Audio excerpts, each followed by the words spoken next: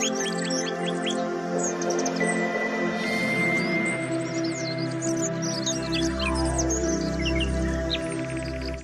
for our next presenter, Mr. Dexter Amatorio, Miraculous Mushroom of San Miguel, Bulacan. After nito, kakaroon tayo ng rapport. Okay sir, 5 minutes.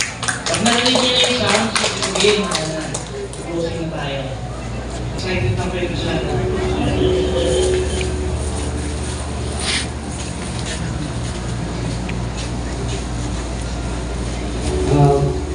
magandang umaga po sa inyong lahat. Ako nga po pala si Dexter Amatorio, taga San Miguel, Bulacan. Isang mushroom grower and mushroom processing. Overall po ako sa mushroom industry. Bali, bago po pumasok sa larangan ng pagninegosyo ng mushroom, lahat po ng klaseng vendor, ang salitang vendor ay aking ginawa noong araw. Wala po piniling anong klaseng trabaho yan, maliit man o malaki. Maliban lamang po sa ibang naging trabaho ko na naging Chrysler driver, at ang kahulog niya po naging trabaho ay isang security guard. Noong ako pinag-security,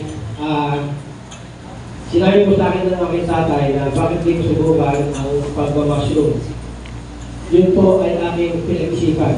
At hindi ko nawala sa aking isipan kung ano talaga ang mushroom. Ang ginawa ko po ay nag-search po ko sa social media o sa internet.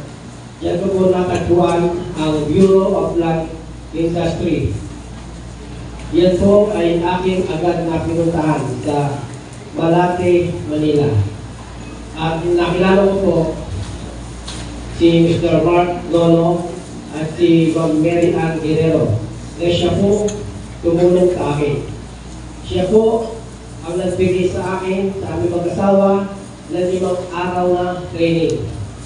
Ang ginawa po natin sa 5 araw na yun, mula po sa San Miguel, Bulacan hanggang Malate, Manila, ang gamit lang po namin ay isang motorsiklo. Hindi po namin ganitana ang disgrasya o anumang paghihirap at sakripisyo na aming dinanas. Aalis po kami ng alas 3 ng madaling araw at makakabit po kami ng alas 7 o sulit ng umaga doon sa Malate, Manila, para lamang po matutunan ko ang mushroom technology. At natutunan ko po ang mushroom sa loob ng 5 araw. Hindi ko po sukat akalain na meron po isang taong naniwala na sa akin. Siya po ay nag-donate sa akin. Yun po ay naging classmate namin sa European Industry sa pag-aaral ng mushroom. Siya po ay naging classmate namin doon at siya po ay nag-donate sa akin ng 100 pieces na protein bag. Yun po ay nakakaalaga ng 3,000 pesos. Wala po talaga akong puhunan ng mga tayo ngayon. Yun po ay donate lang sa akin. Yun po, 100 piraso na yun na donate sa akin na isang talagang may kabuting loob. At yun po ay aming pinalago noong 2016. At nang natutunan ko na po ang lahat ng overall sa mushroom, mula sa spawn, sa tissue culture, hanggang sa pagpapatubo ng white oyster mushroom. Yung po 100 piraso na yun, doon po namin nilagay sa loob ng aming kwarto. At nang tumagal, yun po ay nang dumating na taon na 2017, yun po ay lumago at kapagpatuloy na po kami sa aming backyard. Yun po ay yung 100 piraso na yun ay naging 3,000 protein bag. At sa ngayon po na natutunan namin yun, ito po ay aming napagtagumpayan, ginagtsagaan, at natutunan rin po kaming mag-process ng mushroom chicharon.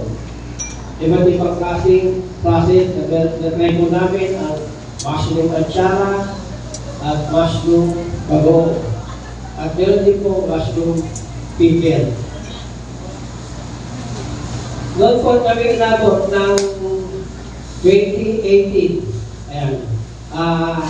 Yun po, unti-unti na pong nadagdagan ang aming key resources. Nakapunta na po ako ng isang pag-deliver na multi-cab at yung aming natutunan na pag-process.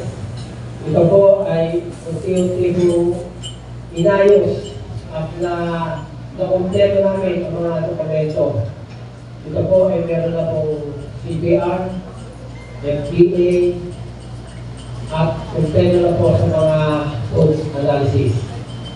Pero tuloy-tuloy pa rin po ang aming pag-grow ng mushroom. Marami na po akong naging growers sa San Miguel, Bulacan. Yun po ang nagsusupply sa amin ng flower para lamang po matustusan ang aming pangangailangan dahil tumaas nito ang demand na order sa amin ng mushroom chicharon. Ang aming pong mushroom chicharon ay nasa Los Angeles, California na po. At ito po ay makikita nyo mga malalaking restaurant. Yan po sa Nathaniel, Bake Shop, Nolaima. Yan po sa area ng Pampanga. At yan po sa Petron at Shell. Yun po ay talagang napagtsagaan namin mag-asawa. Napakaraming struggle, ang daming pagsubok na dumating sa amin, pero hindi kami sumubok. Dahil iniisip ko lagi ang sinabi sa amin ni Ma'am Mary Angelero noong nag-training kami, noong 2016, na huwag tayong makikimulat sa isang kabuti. Na bahagang paghihirap lamang, susuko na. Huwag tayong parang kabuti na lulubog, ilitaw. Hindi po naging gano'n ang aming mindset. Hanggang ngayon, ay talagang ito po ay aking pinanghawakan. Ito na po ang nagpabago ng aming buhay.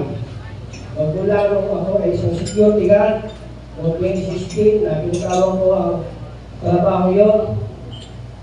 Dito po ako nahasak ng todo sa pagninegosyo. Marami pong sumuporta sa akin.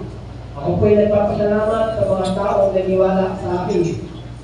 Dahil sila po ay umanalay at tumulong sa akin. Kagaya po ng Bureau of Plant Industry, DOST, DCI, ayan, saka po sa Piseno sa kaming bayan ng San Miguel, Bulacan.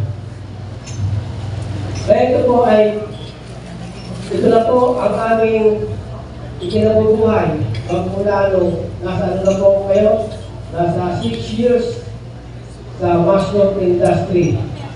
Ito na po ang aming buhay at nagpaganda ng aming pamilya. Dito ko na po lahat ginawa.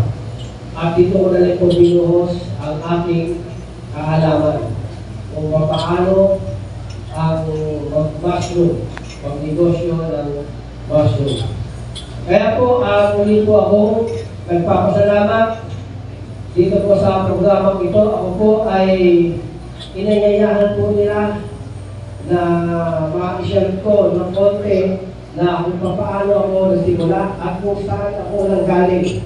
Hindi po mawawala sa akin, sa aking isipan, ang Bureau of Plant Industry. Na kahit sino po mga tao ang aking makaharap, ang aking makausap, Bureau of Plant Industry lang po talaga ang lagi mong ipinagmamalaki.